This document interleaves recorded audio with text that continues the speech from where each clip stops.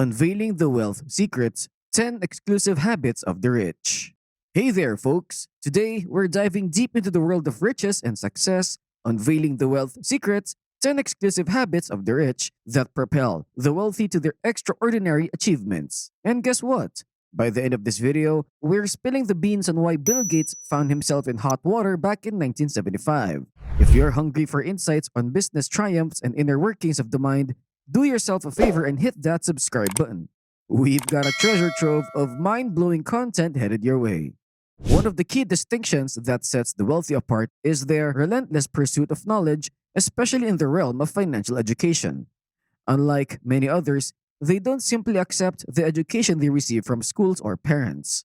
Often, traditional education imparts what parents and educators themselves know, but unless they have achieved financial success, they may not possess the expertise to teach their children the path to wealth. To become a thriving entrepreneur, one must take the initiative to seek out education independently. The majority of affluent individuals are self taught, dedicating considerable time to learning, honing their skills, and refining their craft. In fact, I've yet to encounter a prosperous entrepreneur who hasn't engaged in some form of self education. Question 1. How much time per week do you dedicate to self improvement through learning on your own? Many entrepreneurs also employ a shortcut to achieve their desired outcomes more rapidly. They invest their resources, both time and money, in mentors who can significantly reduce the learning curve and expedite their results. For instance, if your goal is to establish your own personal training business, you could either dedicate the next 5 to 10 years acquiring knowledge in areas such as client management, marketing, client retention, or the intricacies of taxation within the business. Another approach is to find a mentor who has dedicated years to mastering these skills, allowing them to accelerate your learning process significantly. It's worth noting that the vast majority of wealth individuals, including renowned figures like Bill Gates, Warren Buffett, and Steve Jobs, have been guided by mentors who themselves have achieved remarkable success in their respective fields. In fact, mentorship is a common factor among many successful individuals. Question number 2. Are there any local experts in your vicinity who specialize in a subject you're interested in? If so, consider reaching out to them and inquiring if they would be allowing to mentor you. In return, you could offer to assist them or provide support in any way that would be mutually beneficial. A key distinction between individuals with the potential to become wealthy and those who do not lies in their approach to exchanging time for money. The wealthy do not solely rely on this exchange. Instead, they focus on building passive income streams. They understand that depending solely on trading time for money has limitations because there are only so many hours in a day that one can work. You can't magically extend a day to 26 hours. However, when you build systems and assets that generate income continuously, you unlock limitless earning potential. In this scenario, you're not trading time for money. Your time remains free to create more assets, thereby generating additional income, all while retaining control of your time. Question number 3. What immediate steps can you take to reclaim your time while still achieving results? Is it hiring someone to handle certain tasks for you? Or is it creating assets from your skills that can generate ongoing profits? Another distinction between the wealthy and those with fewer resources lies in their clear understanding of the disparity between assets and liabilities.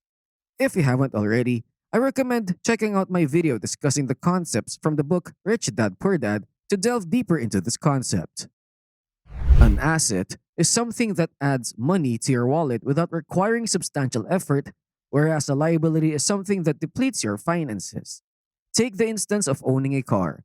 It necessitates expenses like fuel, insurance, and maintenance, effectively draining your funds, categorizing it as a liability.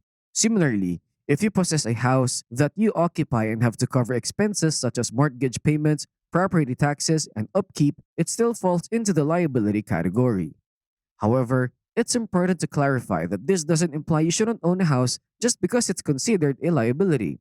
Instead, it's about recognizing the distinction between assets and liabilities. In fact, you could potentially transform a liability into an asset. For instance, if your house generates rental income that not only covers the mortgage, maintenance, and property taxes, but also leaves you with additional funds, you've successfully converted it into an asset. Question number 4.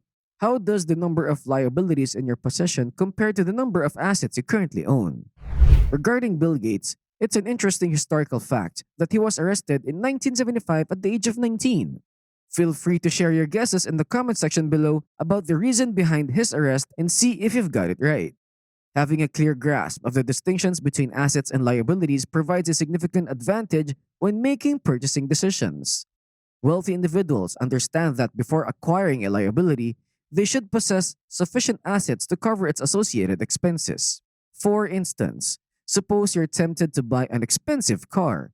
Instead of immediately putting $10,000 down for that enticing vehicle, you can exercise restraint and divert that money into an investment that can generate enough income to comfortably cover the car's costs. In doing so, you not only obtain the car, but also establish a continuous stream of income that handles those expenses. This approach enables you to enjoy both the car and the financial security it brings. Question number 5. What is something you really desire to purchase even though you recognize it's a liability? Another significant disparity is that the wealthy place greater emphasis on their net worth as opposed to just their income. While individuals with fewer resources often discuss their hourly wages or annual earnings, the rich prioritize what they retain. To illustrate, consider a scenario where you own a company that generates $1 million in revenue. However, after covering all expenses, including vacations and a new car, you're left with only $350,000. For the affluent, this is the crucial figure that matters. They understand that it's not just about how much you earn, but rather how much you manage to retain and build upon that truly counts. Question number 6. When each year concludes, how much of your earnings do you manage to retain? In alignment with their prioritization of net worth over income, the wealthy also place great importance on the concept of value as a direct driver of income. A substantial distinction between the affluent and those with less financial success lies in their understanding that their income is directly linked to the value they offer, rather than merely the time or effort they invest in a venture. While many individuals believe they should receive compensation solely based on their effort, the wealthy recognize that true income is a reflection of the value they bring to others. Question number 7. What skills do you possess that you can leverage to provide value to others?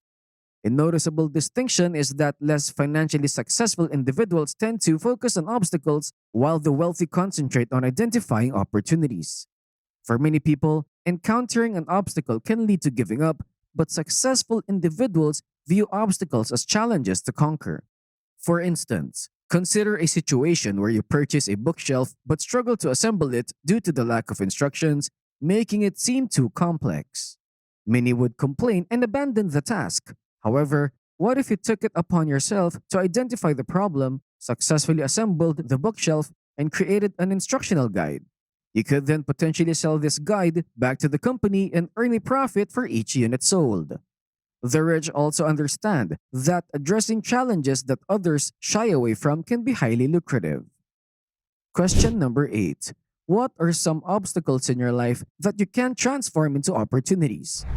Another notable difference is that the wealthy are not afraid to promote themselves and their skills. While many of us excel in various areas, a significant number of people are hesitant to showcase their abilities. For instance, someone might possess exceptional sales skills, but if their family or social circles hold a negative view of sales, they may either downplay their talent or never reveal it. This could stem from societal pressures or simply a lack of self-confidence. In contrast, the affluent are unafraid to market themselves and highlight their strengths. They recognize that society generally acknowledges the value they place on themselves. So, the key is not to downplay what you excel at, but rather to boldly promote and capitalize on your unique skills and talents. Question number 9. What are some skills you possess that you're not fully utilizing to their potential? Another less discussed trait among successful individuals, compared to the rest, is their tendency to surround themselves with like-minded individuals who share a common purpose. While most people have the potential to achieve success, the company we keep can have a significant influence on our outcomes. When we surround ourselves with individuals who are content with mediocrity and have no ambition to excel, we may find ourselves more inclined to settle for average results. This can make it challenging to unleash your full potential. Conversely, when you choose to associate with passionate individuals who continuously strive to better themselves and relentlessly pursue their goals, you're likely to be inspired to do the same. Surrounding yourself with such a driven and ambitious circle can significantly boost your motivation and drive to achieve your own objectives. Now, before I share the Bill Gates fact, let's switch things up a bit and engage in a quick 3 step exercise. Step 1. Take a look at your phone and list down the names of the last 10 people you've had recent exchanges with.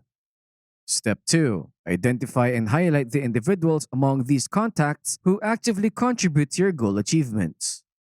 Step 3. Conversely, single out and eliminate from the list those who pose obstacles to your goal attainment. It's crucial to recognize that surrounding yourself with individuals who drive you towards your aspirations significantly simplifies the journey to realizing your full potential. So, if you're seeking that kind of motivation and encouragement, be sure to subscribe to the channel, hit the bell button, and become a part of the Stash Cash community. Oh, by the way, the reason behind Bill Gates' 1975 arrest was his involvement in a speeding incident while driving without a license. Interestingly, this wasn't the only time Bill found himself in legal trouble, as he was frequently caught speeding in his Porsche 911. As always, I want to extend my gratitude for watching, and I look forward to connecting with you in the next video. Stash Cash signing off.